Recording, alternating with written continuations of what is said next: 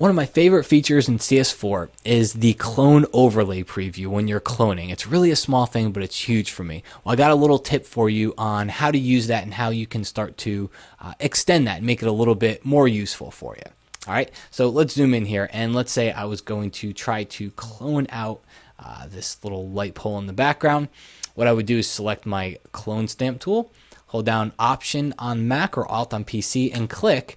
And if you look inside the cursor, you see that it shows you a preview of what you're about to paint with. So you can line it up and you can help match things up here. Well, if you go to the window menu and you go down to Clone Source, this opens up the Clone Source palette, and now you get full control over that preview.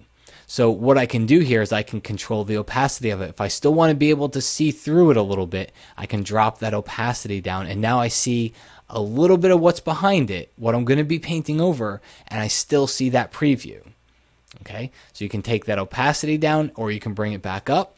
You can also turn the clipped option off, which gives me a full preview. This is not clipping it to the brush, it's showing me the full image. And if you take your opacity down, you'll see that it probably comes in a little bit more handy that way, because now I not only see the immediate area that I'm painting with, but I can see the rest of the image and get a better feel for what I'm about to clone over.